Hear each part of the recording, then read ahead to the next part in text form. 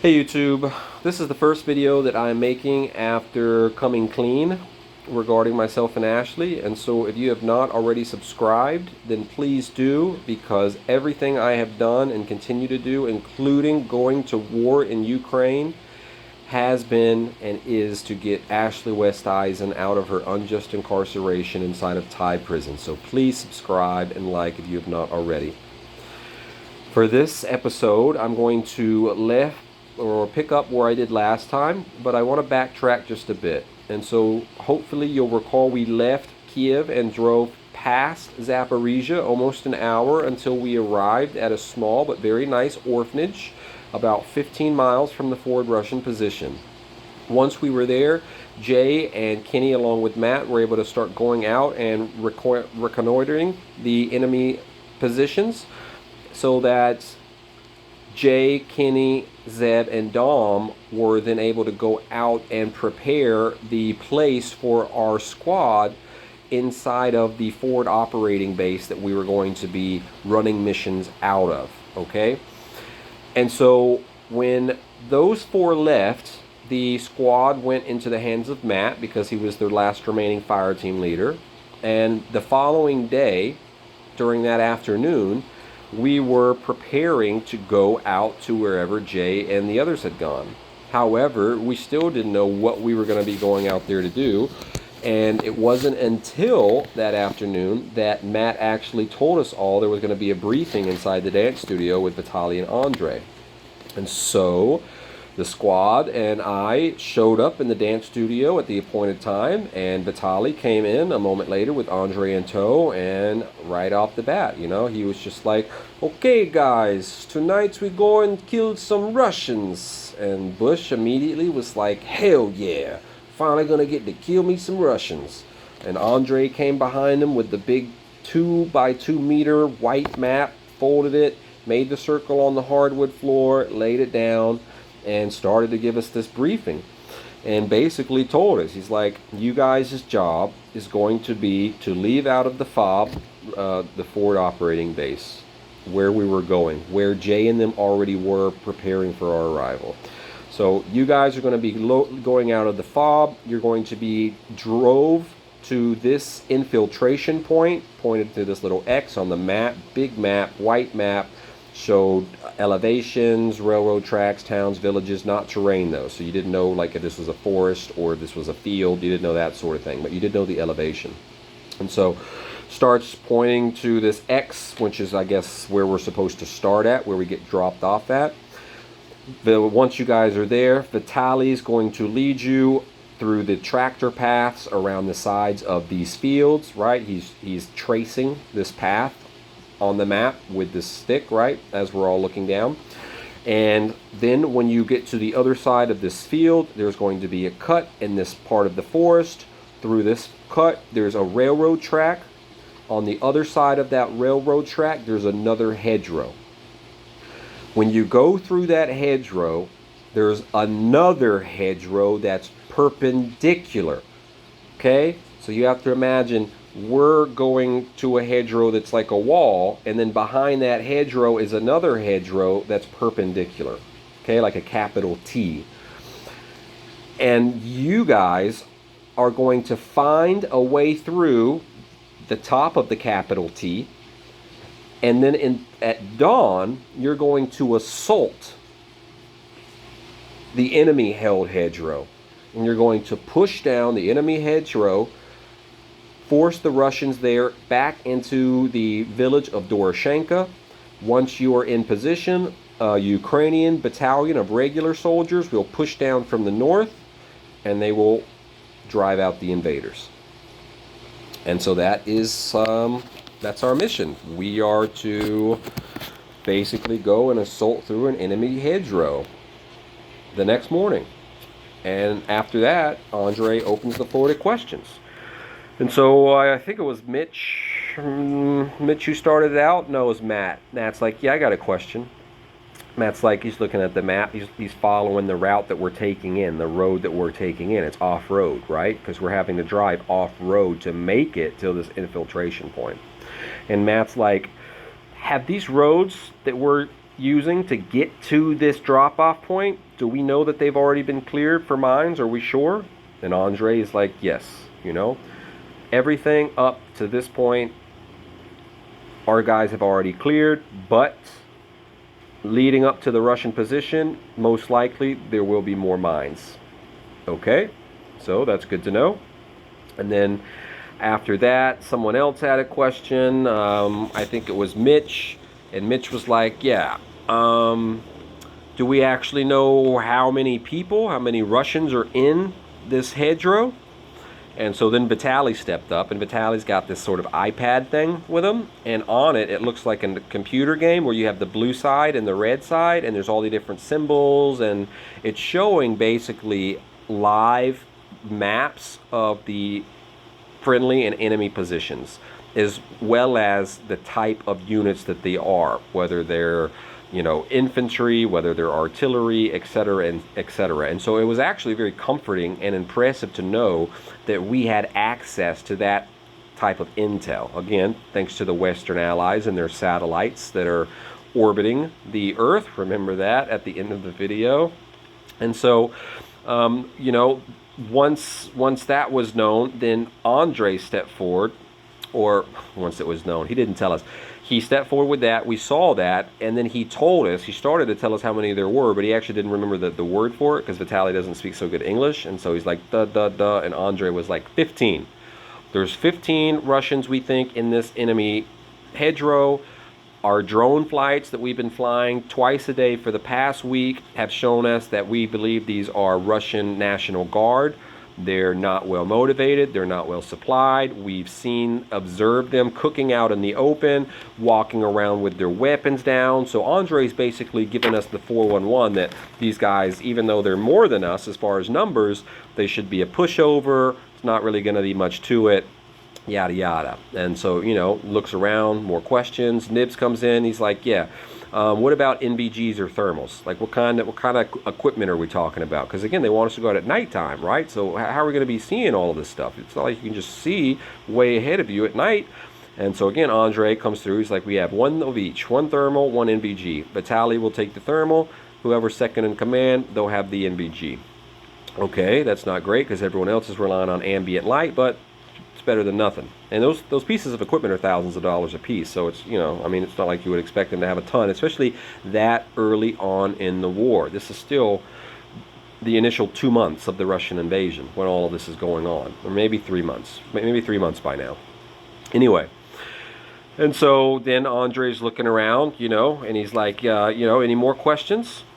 And I actually had a question at that time, and I was just like, yeah, what time are we supposed to be leaving to go out on this mission, and then what time are we supposed to be in position?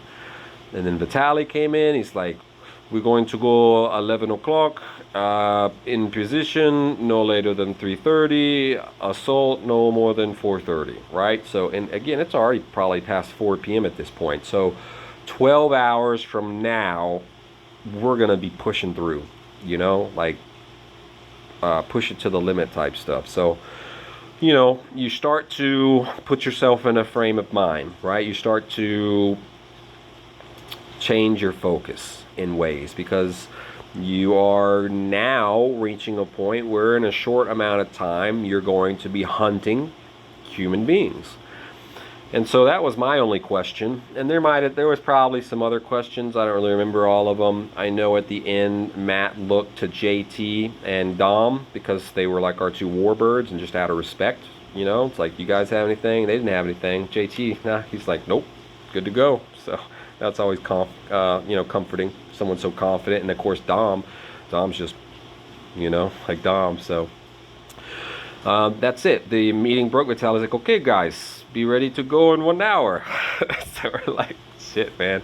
Okay, so we break up, we start going, and we start loading up, man. We start getting our stuff. The first guys that are done, they go downstairs with the Sparta guys. Sparta's not going. The Sparta group, they had gone on missions before, but they hadn't gone for a few weeks. Every mission they had gone on, they hadn't performed well. They had lost guys, and so they were downstairs helping us, and they were there to see us off with the soldier's handshake, you know, the sort of thing that you do one soldier to another when you know that the other guy might not be coming back. And so, you know, we're taking $500,000 at least worth of rockets with us, in-laws, javelins, RPG-7s, AT-4s, right? Our belt-fed machine guns, PKMs, boxes of 5.62, 7.62 round ammunitions, frag grenades. Like, I mean, we're rolling deep. You know, we're taking these all out to these 2 SUVs, loading them up. Everyone's getting inside. It's time to go. I'm in there with Vitaly. I'm in the passenger seat. Vitaly's driving. Matt, Bush, they're behind me. Nibs, he had to climb in through the back rear opening door and lay on top of all of the military equipment because we were so packed in like sardines because we had so much gear on us. Again, one of the big things I was worried about in Ukraine was running out of food. And so I brought a lot of money with me, euros, dollars, hryvnia, gold, cryptocurrency. And one of the big reasons was so that I could always make sure I could be able to have a way to get food. And there was once in Kiev when we had a false alarm from Kenny when he came into the room one night, you know, Dom and I. Okay, guys, just got word, right? Tomorrow morning, moving down to Mykolaiv. I'm such a bad accent, but basically telling us 95% sure we're going to be moving out in the morning. And so Dom and I immediately went to the grocery store. Dom really didn't get much. I didn't even know why he went, but I took a big duffel bag and filled it up with food. And we ended up not going. It was a false alarm, and so, you know, we sat in Kiev for however much longer. But when we got to the orphanage, Andre would take us into town in small groups to be able to do things like go to the grocery store, because they would serve breakfast, lunch, and dinner, but still, you know, we needed things like phone cards or data, things like this.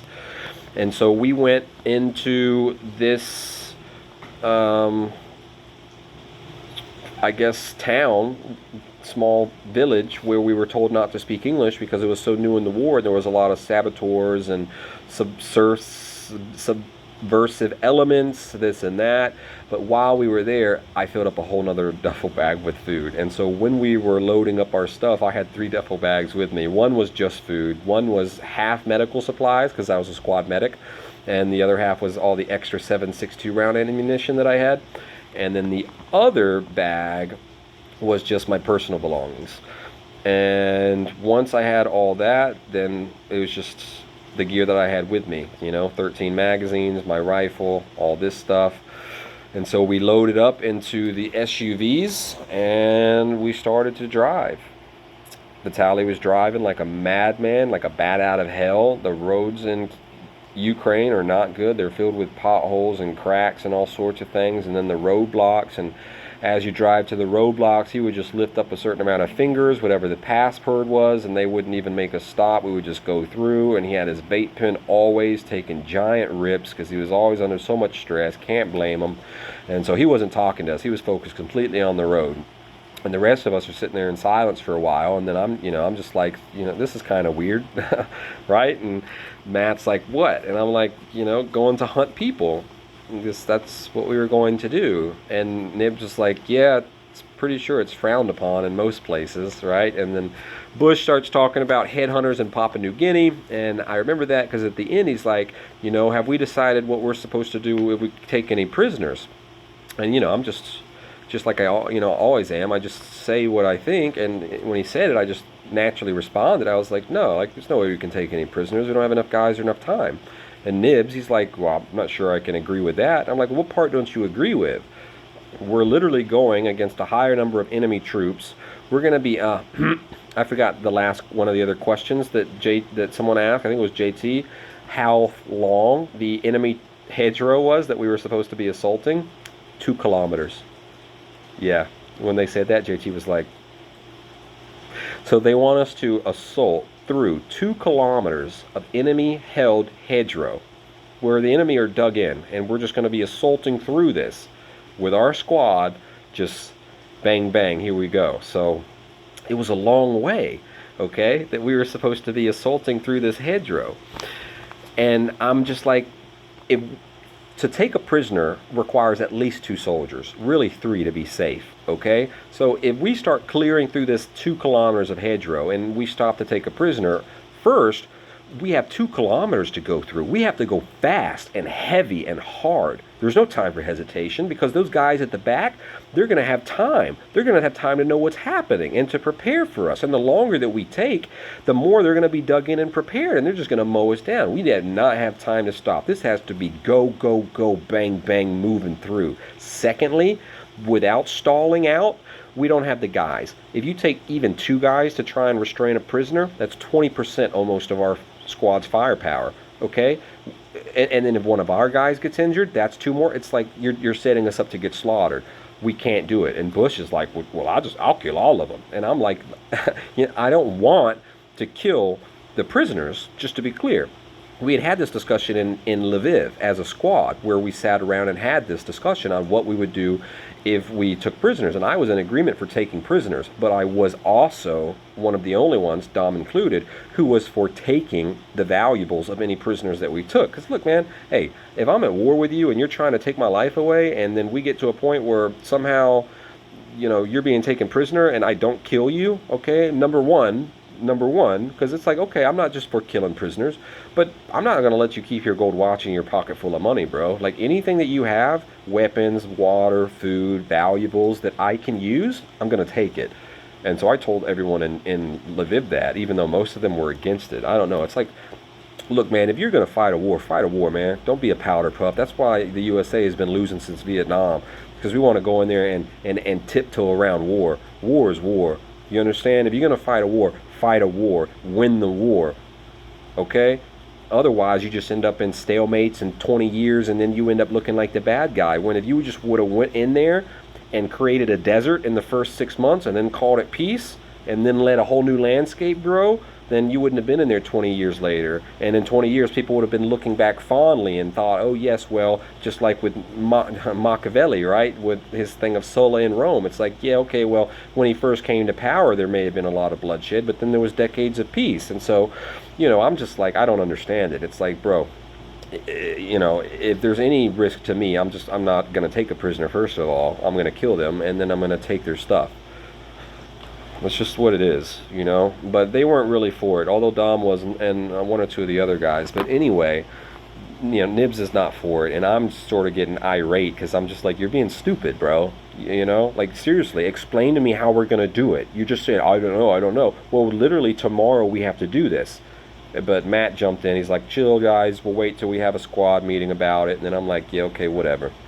I'm not going to argue anymore about it. And Vitaly's like, hold on, guys, because just at that time he swerves off road, starts doing some rally 4x4 stuff through these little tiny Ukrainian hamlets with half-naked children running around, geese on the roads.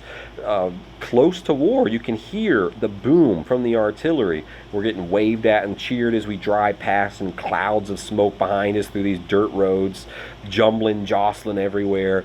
Finally come back on the paved roads, and then there in the distance is the big silo buildings where our forward operating base is. And so we come back and we start going through the checkpoints that are manned now, and we're zooming through. We don't have to stop. We get up to this gate, they let us in.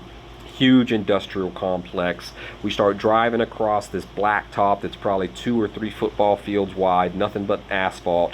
And then we get to this huge 15-story silo building, and there's only 2 doors in it. And at the corner of the building, this old iron rusted door, thick iron, we see our 4 guys, Dom, Zeb, Jay, and Kenny, waiting for us, big smiles on our face. Like, welcome, lads. That's terrible. But when we got there, as soon as we get there, Vitaly, like, okay, guys, quickly, get out, get the stuff inside, right? Got to get all the military gear inside because of the drones overhead. Don't want to bring artillery down, so we get out, make the human chain, start getting stuff inside. Rich, I remember, was trying to talk to Jay about something. He's like, hey, Jay. And then Vitaly, for really the first time since I'd known him, he's like, Rich, get the stuff. Like, gets upset. And Rich, he doesn't get upset. Rich, oh, okay. Gets back in line and starts quickly handing the stuff in, and we get it all into the building. And Kenny, points us down to the far end where we're going to be having our quarters set up at. And I look around this building. It's massive. The ceiling is probably 3 or 4 stories high. It's got these giant pillars on each end of the rectangular building on each side. It's probably a football field length. And in the center is a long conveyor belt with these metal chutes coming down from the really tall ceiling, emptying out onto this rubber conveyor belt with seeds, mountains of seeds that I guess were left from who knows when, still there. Whole place caked 2-3 inches, not even exaggerating, in dust. I ended up wrapping a t-shirt around my face and keeping it around the whole time, or my baklava I kept around the whole time because there was so much dust in the air, so much dust. People were hawking stuff up after like 2 days. And so we went to this far end. There's no light. There's a few windows at the top that let in rays like shafts of light, but once the sun goes down, there's no light whatsoever. Pitch black in this abandoned grain silo. I go down there. Dom's already got himself set up. I start getting set up next to Dom. Across from me, Rich, Hogan, Mitch, and Gary. Rich again comes over. Would you like some dried raisins, Bodie? I'm just like, the raisins are already dried, Rich, that's why they're raisins. No, I'm okay, I don't care for raisins. And then that's what he asked me, oh, would you like some peaches? And I'm just like, no thanks, Rich, I appreciate it. He's like, okay, well, they're over here if you want them. And I really like Rich. Rich and Dom were my favorite out of the bunch for sure. It was just funny how Rich was. And so, we were getting settled in, and again, getting into the frame of mind of soon we're going to be going out and running this assault. And so Kenny comes over and he's like, hey lads, 2 minutes squad briefing over there with Jay. And so we all go over there, and we're waiting. Jay comes over. Okay guys, so tonight we're gonna run a 6-man patrol to this place. Starts, he has this little map, starts pointing to this, and then before he can finish, Bush is like, wait, hold on, I thought we're supposed to, I thought we're supposed to be running an assault at dawn.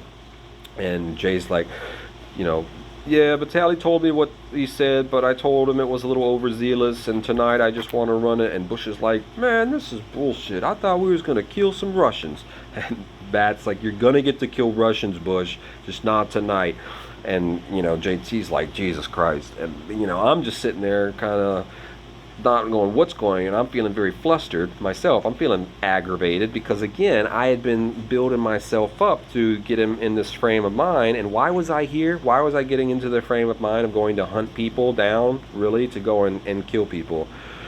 I literally was in Ukraine for Ashley Oosthuizen. Literally, while I was in this place, like at night, at the Ukrainian command post in the next building over, underground, I'll talk about it later, there was a hotspot, a Wi-Fi hotspot. And so I would go over there and I would send Ashley letters, from this little hotspot, standing outside the Ukrainian command post while there's artillery and stuff booming around me. And I'm sending her letters in her prison cell, telling her how I'm fighting for her and how I'm going to get her free, and I am going to get her free. And so it's like all these things are just for Ashley. I'm only doing this for Ashley. There's no other reason. And I tell everyone knows I'm only there for Ashley. I've made no secret of it by this point, okay? Now that we're a squad, everything's set in stone, it's like, yeah, they all know. And so if you have not subscribed by now, and if you're unwilling to subscribe and assist me in getting my love out of Thai prison where she's been for almost 4 years, then I have no honey for you, okay? Because I'm not trying to catch flies. So you can kick rocks. I'm looking for human beings with compassion in their heart and decency in their soul who are willing to help me get a beautiful young woman out of Thai dungeons by literally just clicking on a subscribe button on YouTube. I make all these videos, and if you can't even do that, then you're a real piece of work. And if I could spit on you, I would, truly. So that's what I think of you if you don't subscribe, because I'm not the villain or the bad guy. I've done nothing but try to help the woman that I love since she was taken from me, and that's all I continue to do. And if you can't get behind that, then I have nothing for you except vile hatred, the same as I did for those Russians that I was getting ready to go put work in on. You understand what I'm saying? But back to the story. I was sort of wondering what's happening. I'm still getting myself up. And then Jay, he tells us that it made sense. Tonight he wanted to run a squad with half of the guys, not me, and they were gonna go up to the railroad tracks and that's where they were going to go. They were going to clear the mines, right? They were going to make a route up to that point, which was about 3/4 of the way there. Then the next night, the rest of the squad, which I was included on the second night, was going to go in and go from where they left off the night before, finish clearing mines to the hedgerow, find a way through the hedgerow, find an assault position, and then clear out. Then on the third night is when Jay wanted us to do the assault. And honestly, I supported that. I know Bush was really upset and stuff, even though I think once it was explained, Bush was cool with it. But at the time, he was just like, because again, just like me and everyone else, like Vitaly come in, he's like, tonight we're going to kill some Russians, and like we're driving there, like we were ready, and then it was just like suddenly, and so it was just difficult to process. But then we thought about it, it did make sense, and so people got on board, and that was that.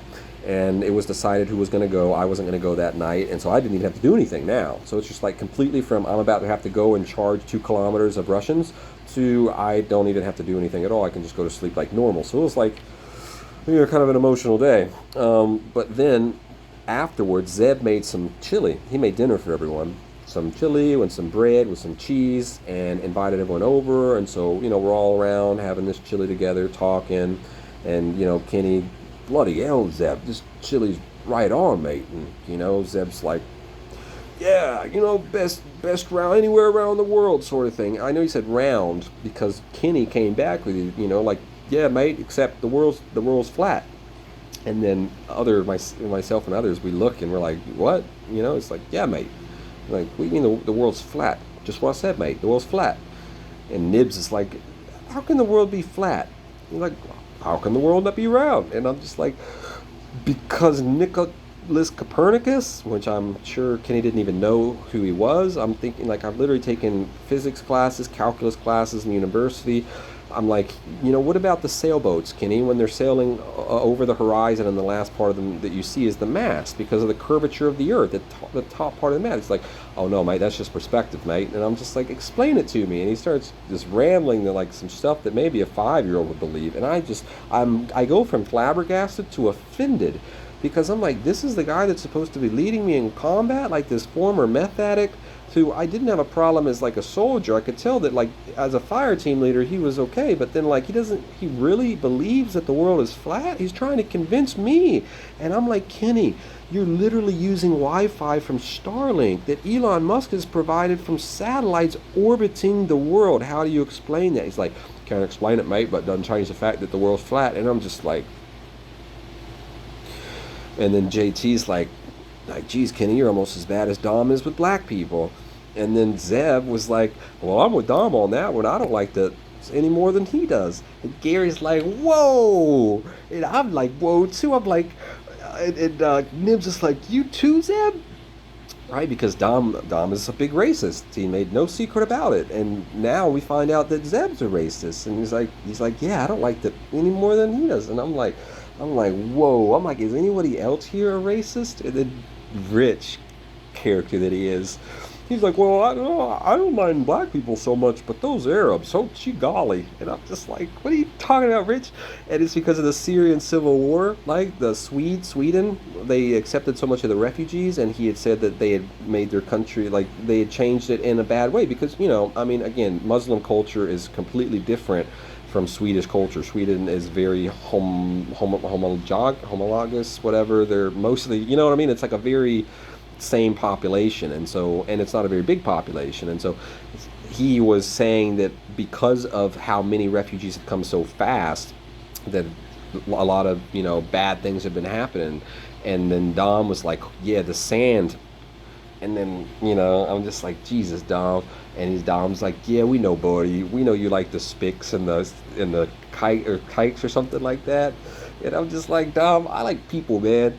It's like I don't judge people on the skin color. There's something else that happened in that conversation. But yeah, it was just crazy, because Kenny came out as like a flat earther, and then Zeb came out as being racist, and Rich is just Rich. Rich is full of love. He's not racist, but he's just he's just rich. And then of course with Dom, who and so I told him, you know, it's like, man, if it wasn't for Ashley, like, I wouldn't be anywhere near you fucking degenerates. Seriously, like, I can't believe I came halfway around the world to fight with a flat earther and a bunch of racists. You know what I mean? So, because really Zeb was into like a race war, like white versus black people. And I told him, I was like, well, I'm gonna be on the black people side if it's like that, bro. I'm not with that stuff. You know what I mean? I would play Tupac and stuff like that to piss Dom off. You know, I would mess with Dom and stuff. Um, Dom and I, we got along well, even though he was a racist, sexist pig. I really like Dom. And again, in war, it's like you're around really different people. It's not like normal people that are going out to these places. So you got to take it with a grain of salt. And I did not like any of those guys. I didn't care for some of them, but I didn't hate any of them. And, you know, we were all on the same side as far as our mission out there. And so it was just really crazy because I'd never been exposed so flagrantly to racism, even though I know the American news media. It's, God, man, the way they go on, you think every single person's a racist, but it's in America news media. But actually, I've never seen that sort of racism until I got to Eastern Europe. So, or that's not true. Thai people or Asian people in general are really racist towards black people. Truly. Anyway, I don't want to change the scope of this conversation. So yeah, we had that conversation, and that was really interesting to find that out. Long story short, though, I'm going to end this video. Jay and his side of the squad, they went out on their mission and they got lost. Vitaly got lost, I guess, and they didn't make it where they were supposed to make it, but they did do some clearing. And so it ended up the next night when I went out for the first time. First time I actually went out in Ukraine on some real mission stuff. Then we had to do a lot more because they didn't accomplish what they were supposed to accomplish. But I'm going to get into that next time. So sorry this was a bit anticlimactic, but now the stage has been set. Everything is ready for starting to conduct the actual missions with the next video. And so, yeah, if you have not subscribed, again, this would be a great time to do so. If you have no intention of subscribing, well, just know that I have nothing kind to say to you. And I will continue making these videos to bring attention and awareness to Ashley Oosthuizen. Starting tomorrow, I'm really going to be growing this channel very fast. It's going to be a lot of fun. This is the last mountain to be climbed. There's nothing else left to do except to bring the last 3.5 years together and use it all in order to bring Ashley to the world stage. And so it is a countdown from now until March when her book is published. And from now to then, we are going to get Ashley, we're going to get her on CNN. Big words, I know. Okay, well, let's end this. Free Ashley.